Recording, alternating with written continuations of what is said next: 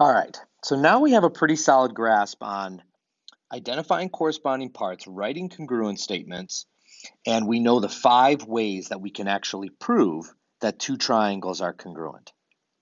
So what does that actually mean to prove that 2 triangles are congruent?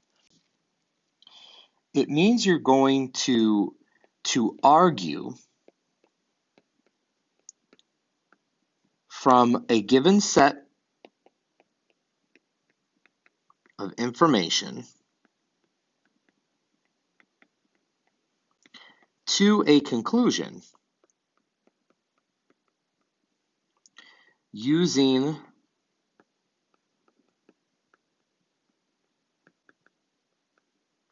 mathematical theorems.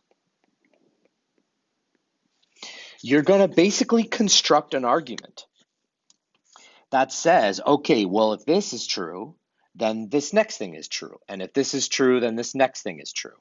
And those arguments have to be mathematical theorems. You can't just make up your own stuff here.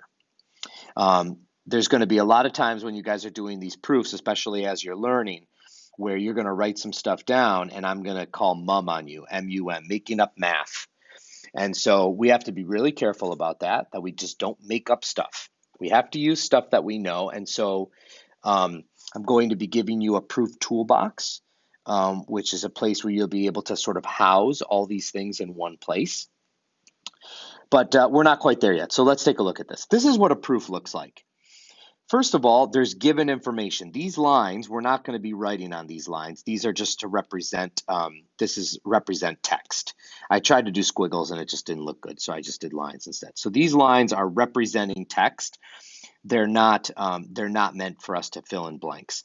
So here's what a proof has. It has given information.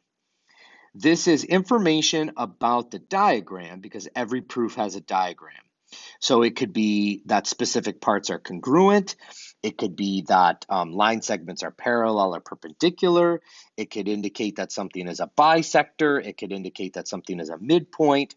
Those are the types of things that you're going to get about the diagram. And then you're going to be asked to prove something. For the first portion of this unit, we're going to be proving that 2 triangles are congruent. As we get more advanced, we're going to be getting into like, okay, well, prove that the 2 triangles are congruent, and then prove something about the 2 congruent triangles. So these could be various things here in the proof. And so you're going to write out steps where you're going to have a statement. So this is right here. This is a mathematical theorem.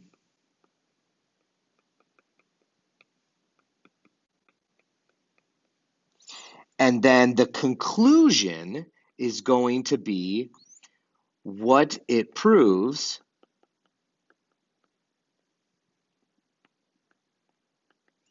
about this diagram. So these are very general, apply to all diagrams, and these are specific, meaning it only applies to this diagram. All right, and then you're going to have a series of those until you get to your actual proof part, till you actually complete your argument. Now, along the way, I'm going to tell you we've got these freebies, and we'll put these in your proof toolbox as well. But I feel like I need to at least introduce you to these. Freebies are statements that you don't need to have any mathematical information in order to answer. You can just take them from the diagram. So, for example, you don't need to be told that these are vertical angles. You can just pull that out of the diagram. You don't need to be told anything. When they share a side, notice that these 2 triangles share a side. That's called reflexive, and we put an X on it. And so reflexive, you don't need to be told that the triangles share a side. You can just pull that from the diagram. And the last thing, so vertical angles gives us congruent. Reflexive gives us congruent. And then the last one is these guys right here. What is this? This is a straight line. This is two angles that are adjacent and make up a straight line. You know what that's called. That's called a linear pair. And that gives us supplementary. You don't need to be told that there's a linear pair in the diagram. If there's a linear pair in the diagram, you can just set it. So these are called freebies. Freebies is a term that I made up, so you're not, if you go Google freebie, you're not going to find anything, at least not dealing with triangle proofs. But this is a term that I use quite often. All right, so let's take a look at what a couple of these look like. Okay, we're going to start real basic. Okay, so here we're told that we've got a diagram, and we're told that X is the midpoint of AG and NR, so midpoint. So we need to know our vocabulary. What does a midpoint do? It splits a diagram, it splits a segment into two congruent parts. So here's what I'm going to do. I recommend that you have 4 or 5 colors. I think it'd be very helpful if you have 4 or 5 colors, because what we're going to do is right over here on the right side underneath the diagram, we're going to kind of make a plan. And this is going to help us when we go to do our proofs, having a plan to refer to. The most important part of these is planning them out. So X is the midpoint of AG and NR.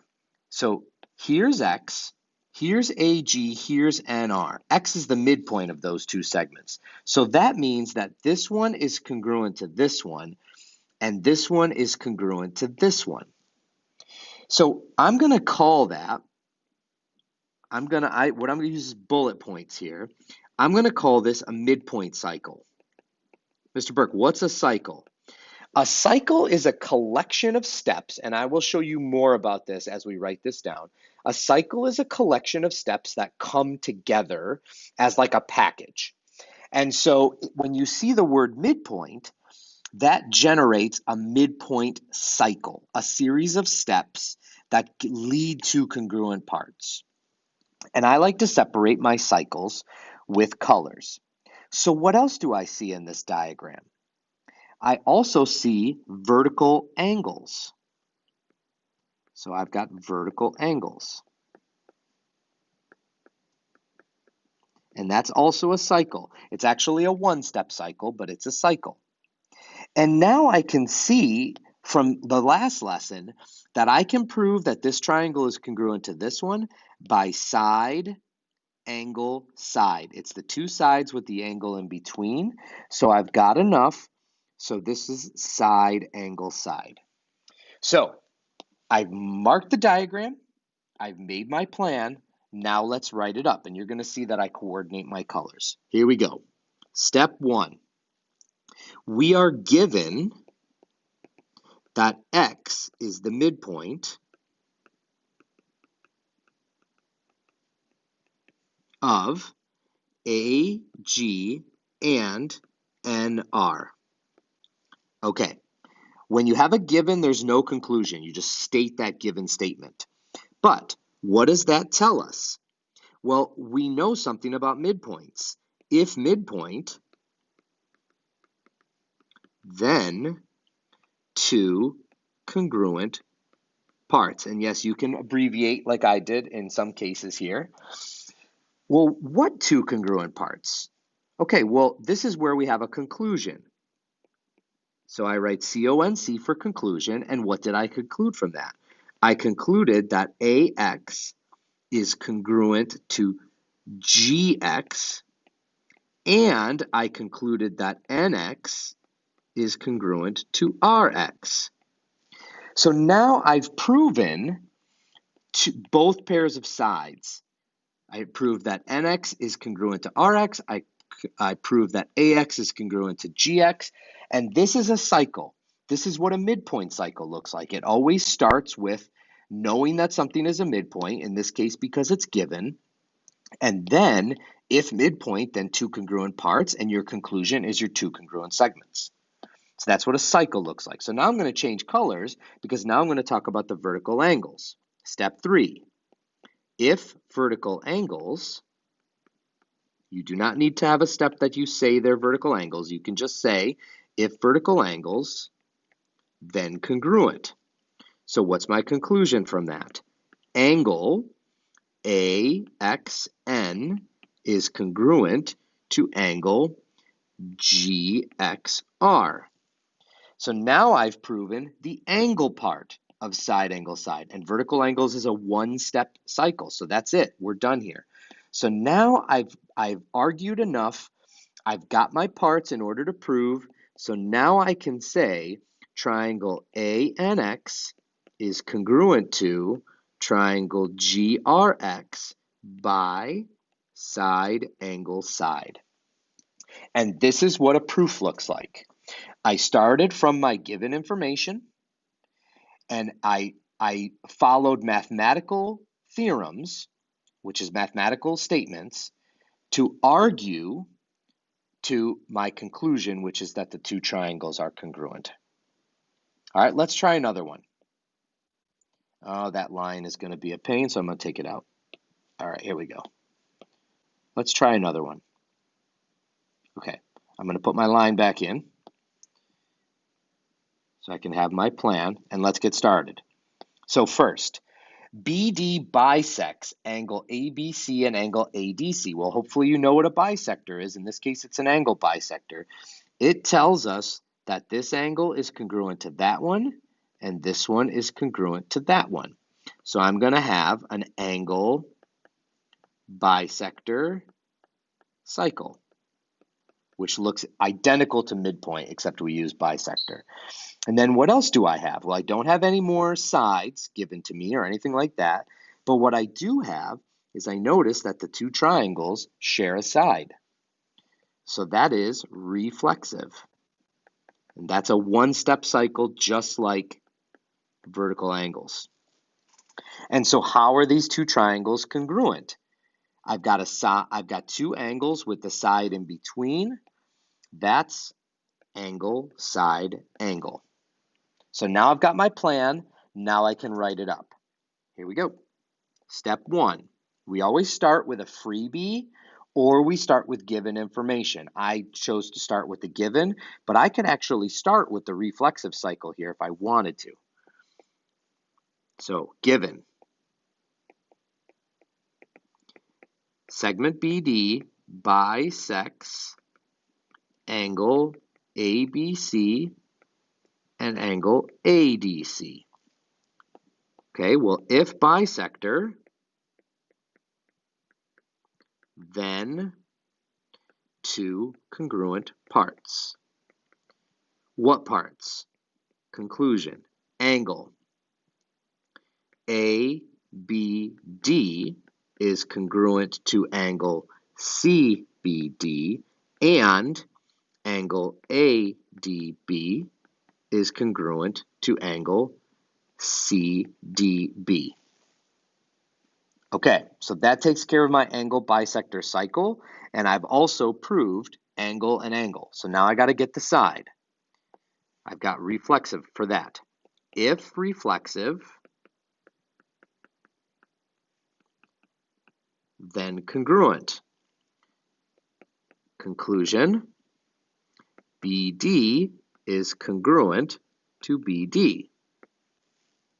Okay, something is congruent to itself. And now I've got everything. I've proven both angles. I've proven the side. And so now I can say that these triangles are congruent. Triangle ABD is congruent to triangle CBD by angle, side, angle. So now I've given you a bunch of problems to practice.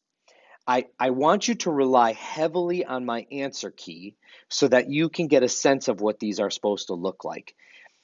Seeing as how this is hybrid or virtual, it's very difficult to show you everything, so I kind of build it into the practice. So you need to rely very heavily on the answer keys so that you can get your wording right and make sure that you're not making up math. And of course, we will practice in class and support you in class when we're together. Good luck.